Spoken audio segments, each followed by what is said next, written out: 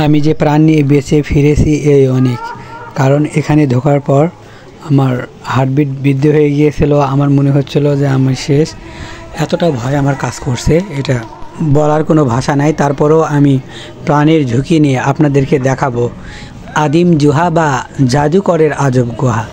তো আজব এইটার তো আপনি দেখতে পাচ্ছেন কি লেভেলের হতে পারে। যখন আমি তার গেটে যাচ্ছিলাম বারবার যে টিকিট কাটবো কি না, মানে ভয় কাজ করছিল। এটা ছিল স্বপ্নপুরীতে আর কি। আমি আগে আশপাশে দেখছিলাম যে কোথা থেকে বের হয়, কিভাবে প্রবেশ করে। তো আমি জিজ্ঞাসা করছিলাম বারবার ওনাদের ভিতরে কেউ কি আছে, যদি কেউ টিকিট কেটে থাকে তবে আমি তার সাথে যাব।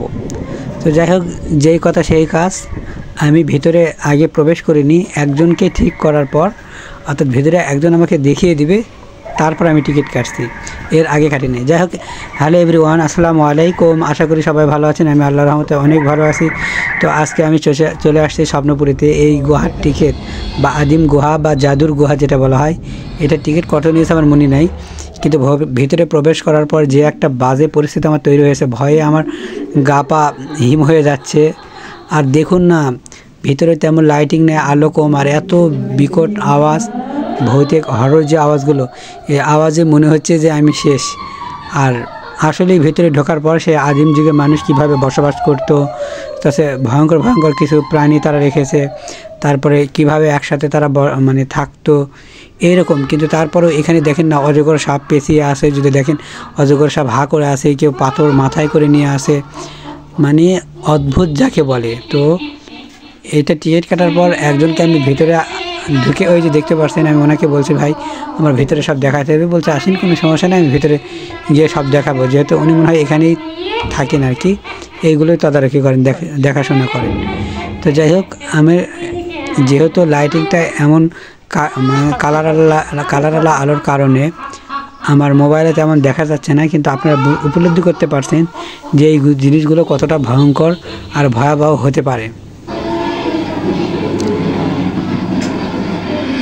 আর এই যে এটা দেখবেন ডাইনোসর যখন আসছে এরকম, এটা কিন্তু নড়াচড়া করে, মানে এরকম করে মাথা ঘোরাইয়ে করে, তাছাড়া হুঙ্কার সারে একটা, ওই যে দেখেন ডাইনোসর নড়ে উঠছে। তো যদি আপনার সামনে এরকম হঠাৎ করে ডাইনোসর যেটাই বলেন, এটা নড়ে ওঠে বিকট আওয়াজের সাথে, তাহলে আপনার কী অবস্থা হতে পারে।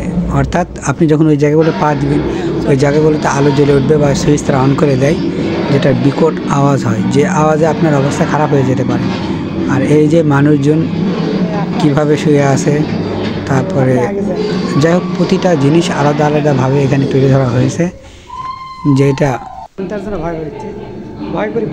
ভয় পাওয়ার অবশ্যই কারণ আছে। এখানে দেখেন তারা শিয়াল, মানে আদিবাসী যারা শিয়াল মারার পর তারা কিভাবে এনে খায়, কিভাবে মারে, সেই দৃশ্যগুলো তুলে ধরেছে, বাচ্চাকে কিভাবে দুধ দেয়। তারপরে আসলে এগুলো একটা মূর্তি, একটা মানে এগুলো দেখাও একটা ঠিক না, কারণ এগুলো তো প্রাণ দিতে পারবে না। স্বপ্নপুরীর মালিক কেন এটা করছে আমার জানা নেই।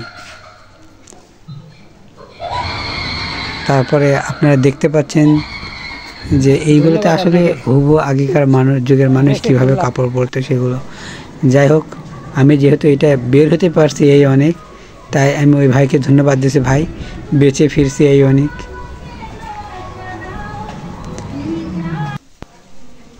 এখান থেকে বের হওয়ার পর আসলে স্বপ্নপুরে ধরতে গেলে বিশাল বড়, এই ফুলটা আমার অনেক ভালো লেগেছে, তাই ক্যামেরা বন্দি করলাম।